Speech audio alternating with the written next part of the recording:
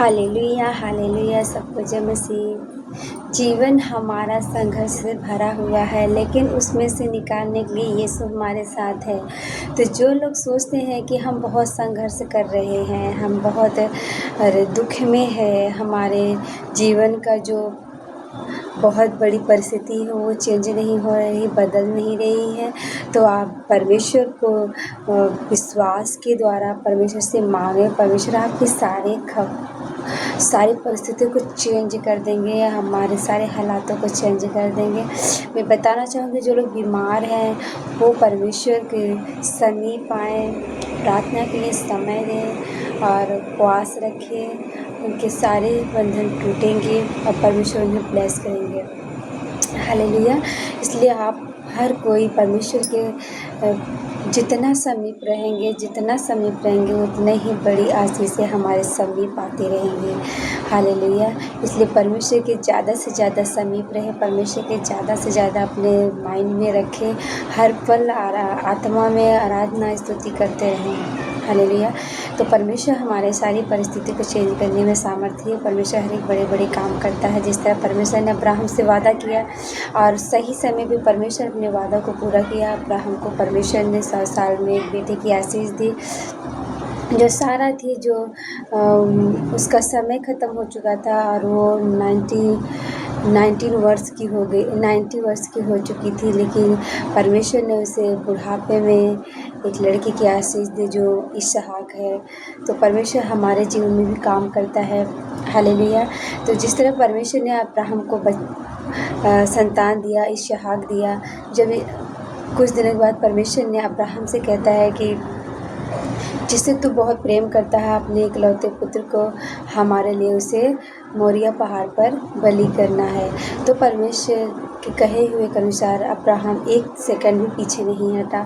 परमेश्वर के वचन के अनुसार वो अपने लड़के को लिया और लकड़ी लिया और पहाड़ की तरफ गया और अपने लड़के को और लकड़ी को लेकर पहाड़ पर गया और वहाँ इसहाक को बलि देने लगा। लेकिन परमेश्वर हमारे हार्ट को देखता है कि हम सच्चे दिल से परमेश्वर में विश्वास करते हैं कि नहीं। तो परमेश्वर ने कहा, हे अब्राहम, बालक को कुछ हानि मत पहुंचा, मैं जान गया कि तुम मुझसे प्यार करता है। इसी तरह आपसे भी अगर आप प्यार करते हैं तो आपकी भी कुछ न कुछ जीवन में कुछ न कुछ परीक्षा है, क्योंकि जो परमेश्वर की ओर से परीक्षा आती है वो हमारे जीवन में बहुत भलाई को उत्पन्न करती है। हालेलुया। तो जब परमेश्वर ने अब्राहम की प्रेम को देखा कि परमेश्वर ने अपने बेटे से ज़्यादा हमसे प्रेम किया, अपने बेटे को बलिदान करने के लिए ले आया, बलिदान करने लगा, तो परमेश्वर ने उसे मना किया। फिर उसके बाद परमेश्वर ने इसहाक को सुरक्षित रहने दिया। फिर परमेश्वर ने उसके लिए एक भेड़िया दिया जो झाड़ी में उसका सींग फंसा हुआ था। फिर अब्राहम ने उसी भेड़िए को परमेश्वर के लिए बलिदान किया। आज वही भेड़िए के रूप में हमारा यीशु, हमारा प्रभु, हमारा खुदावन है, जो हम सारे मानव जाति से इतना प्यार किया कि हमारे खुदावन यीशु मसीह को एक भेड़िए की तरह कुर्बान कर दिया।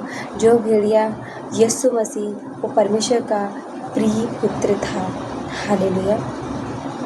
तो प्रभु यीशु मसीह ने हमें बचाने के लिए अपने इकलौते पुत्र को बलिदान कर दिया, तो वो हमारे लिए क्या कुछ नहीं करेगा।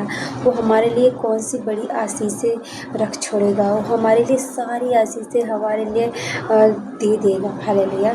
इसलिए परमेश्वर में मगन रहो, आनंदित रहो, क्योंकि हम मसीह में चुने हुए, मसीह में नीचे एकदम स्वच्छ पात्र है। हालेलुया। इसलिए हम अपने इस स्वच्छ पात्र को पवित्र बनाए रखें।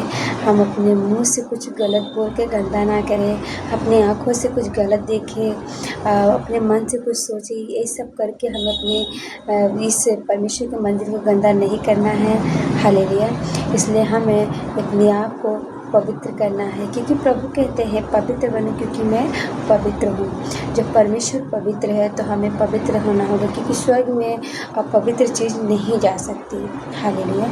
स्वर्ग में सिर्फ पवित्र लोग ही जा सकते हैं। तो अगर आप जो कोई भाई बहन इस वीडियो को देख रहे हो, इस वचन को सुन रहे हो, तो आपके जीवन में अगर कुछ भी कमियां हैं तो आप उसे निकाल दीजिए, आप उसे निकाल फेंक दीजिए, क्योंकि आपको स्वर्ग में जाना है। अगर आप इसी जीवन में, इसी पाप में फंसे रहोगे तो आप स्वर्ग की वारिस नहीं होने पाएंगे, क्योंकि इस दुनिया से तो जाना है एक दिन। अगर आप इस दुनिया से गए तो फिर आप गए तो फिर कहाँ गए? हालेलुया। यदि आप इन पापों से, बुराइयों से, इन गुनाहों से अगर दूर हुए तो आपका जीवन बच